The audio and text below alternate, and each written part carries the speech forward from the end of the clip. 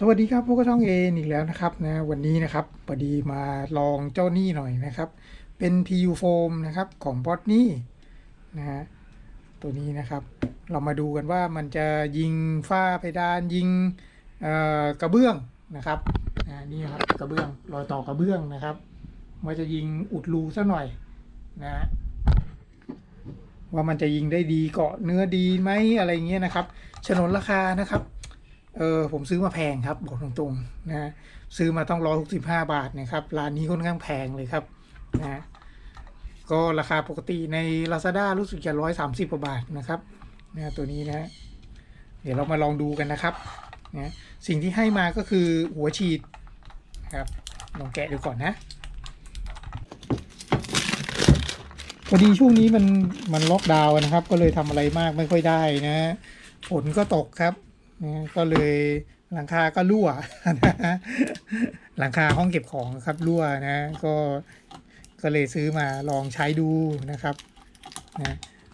ปกติผมจะลองใช้ของยี่ห้อหนึ่งนะครับอันนี้ลองของพอดนี่หน่อยนะเขาบอกว่าเนื้อมันมีปริมาณสุทธิ500 มิลลิลิตรนะครับครึ่งลิตรนะฮะครึ่งลิตรไม่รู้จะฉีดได้เยอะไหมแต่ว่าเหมือนที่เคยครับถ้าใช้แล้วเนี่ยต้องใช้พยายามใช้ให้หมดในครั้งเดียวนะไม่งั้นตรงนี้มันจะตันนะครับต้องถ้าจะใช้อีกครั้งก็ต้องหาอะไรมาแย่นะรูพวกนี้ตันหมดเลยครับนะเวลาเก็บก็ต้องนั่นหน่อยนะครับเดี๋ยวเราไปลองใช้กันดูครับนะครับอันดับแรกลองอันนี้ก่อนเลยครับ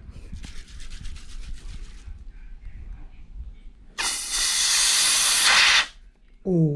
อะไรเนี่ยนะครับไม่เวิร์กนะครับตรงนี้เราการยิงตัวนี้ไม่เวิร์กนะเนื่องจากว่ามันไม่ค่อยเกาะนะครับนะถ้ายิงอุดรูตามร่องอะไรเงี้ยได้ครับ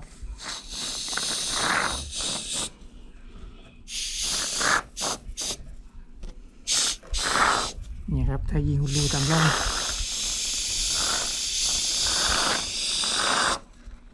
ยิงตามร่องกระเบื้องนะฮะกิ่งค่อนข้างฉุนนะครับนะกิ่ง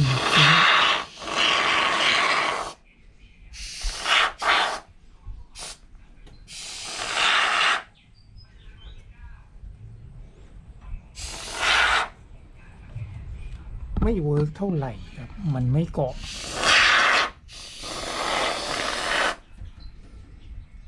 นะฮะมันไม่เกาะนะครับ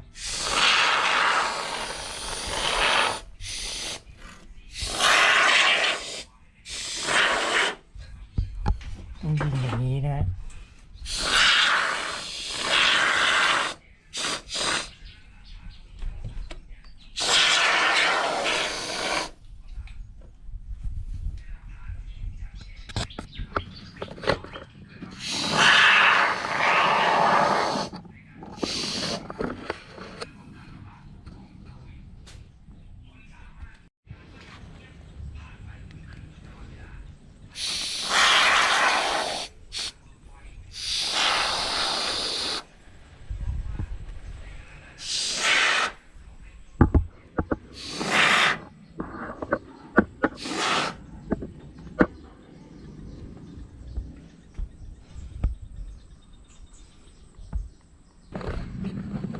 นะครับก็หมดแล้วนะครับนะยิงได้นิดเมื่อผมรู้สึกว่ามันได้พื้นที่น้อยนะไม่ค่อยโอเคเท่าไหร่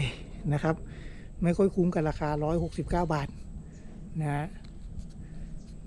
อีกยี่ห้อหนึ่งที่เคยซื้อนี่รู้สึกว่าจะใช้ได้เยอะกว่านี้นะครับยิงได้เยอะอยู่นะฮะแต่นี้ได้น้อยจังเลยนะฮะในความคิดส่วนตัวผมไม่ค่อยคุ้มนะครับนะ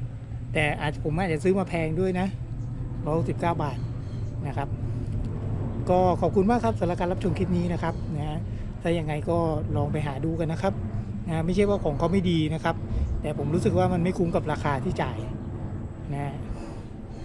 หมดแล้วนะหมดแล้วเกลี้ยงเลยขอบคุณครับ